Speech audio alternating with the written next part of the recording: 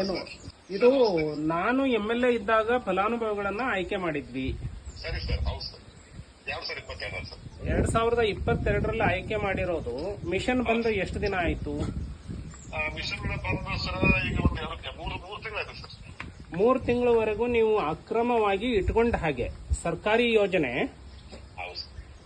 ಅದು ಫಲಾನುಭವಿಗೆ ತಕ್ಷಣ ಮುಟ್ಟಿಸ್ಲಿಲ್ಲ ಅಂದ್ರೆ ನೀವು ಸರ್ಕಾರಿ ವೇತನ ಕೊಟ್ಟು ನಿಮ್ಮನ್ನ ಪಗಾರ ಕೊಟ್ಟು ಇಟ್ಟಿರೋದೇ ಈ ಉದ್ದೇಶಕ್ಕೆ. ಹೌದು ಸರ್, ಹೌದು ಸರ್. ಸರ್ಕಾರದ ಯೋಜನೆ ವಿಳಂಬ ಇಲ್ಲದೆ ಫಲಾನುಭವಿಗೆ ಮುಟ್ಟಿಸಬೇಕು ಅಂತ.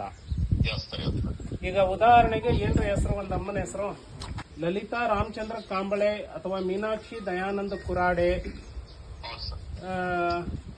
ಅಶ್ವಿನಿ ಮಾದರ್, ಹೌದು ಸರ್. ರಜನಿ ದಾಸರ್ ಇವರ ಹೆಸರಿಗೆ ಸರ್ಕಾರ ಮಂಜೂರು ಮಾಡಿ ನನ್ನ ಅವಧಿಯಲ್ಲಿ ಈಗ ಬಿಡುಗಡೆ ಆಗಿದೆ.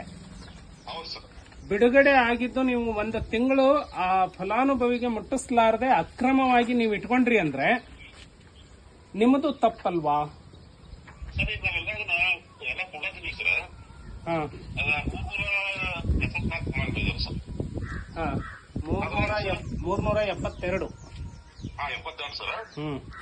ಈಗ ನಾನು ಲೋಕಾಯುಕ್ತಕ್ಕೆ ಕಂಪ್ಲೇಂಟ್ ರಿಜಿಸ್ಟರ್ ಮಾಡ್ತೀನಿ. ನಾಳೆನೆ ನಾನು ರಿಜಿಸ್ಟರ್ ಮಾಡಿದ್ರೆ ನಿಮ್ಮನ್ನ ನೀವು ಹೇಗೆ ಪ್ರೊಟೆಕ್ಟ್ ಮಾಡ್ಕೊಳ್ತೀರಿ? ಸೋಮವಾರ 11 ಗಂಟೆಗೆ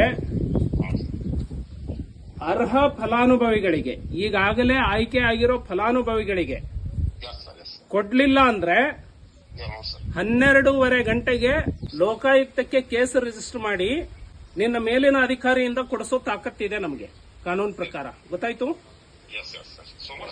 ಎಸ್ ಸರ್, ಆಗ್ಲಿ.